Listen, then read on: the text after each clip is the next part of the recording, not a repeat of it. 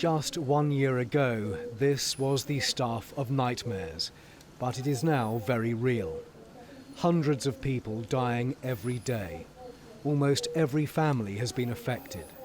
COVID dominates our lives. But a year ago, we just felt like observers. This repatriation flight from Wuhan landed at RAF Bryce Norton on the last day of January last year.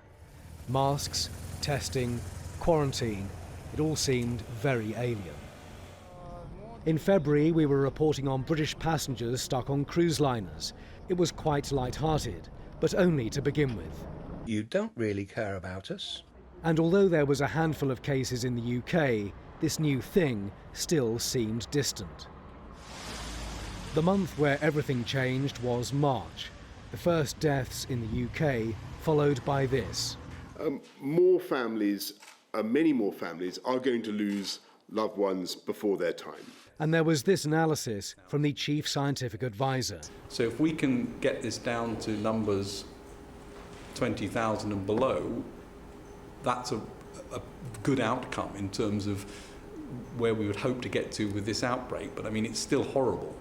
Until that bombshell, intensive care units thought they were prepared. When someone like Sir Patrick Vallance says there's going to be 20,000 deaths if we're lucky, that was a real jolt for me. I remember him saying that because it stopped me in my tracks.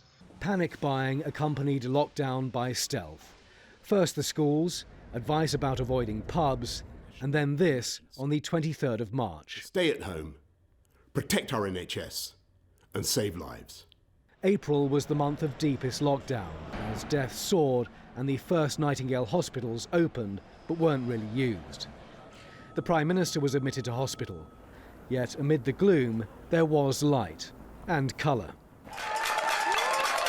The Thursday clap for carers brought neighbourhoods together and new heroes were made. I think I behaved reasonably in all of these given all the circumstances. There were villains too. The Prime Minister's right-hand man denied he'd done anything wrong, but the Barnard Castle eye test entered our new vocabulary, along with the R number, furlough and PPE. Care homes felt forgotten, but gradually testing came in and socially distanced visits were finally allowed. There was a limited return to school amid hopes we were getting on top of it, but the warning signs were always there. There was a political push to get the economy going. Eat Out to Help Out was the headline act. Eat Out to Help Out was a key part of really poor government messaging that kind of encouraged people to go out and transmit. There were several other examples of this, like going back to workplaces when people didn't really need to, and really minimizing the risk of COVID by telling people that it would all be over by Christmas. And of course, the complete lack of planning for opening of schools led us to exactly where we are now. As schools went back in September, the R number rose. COVID had not gone away.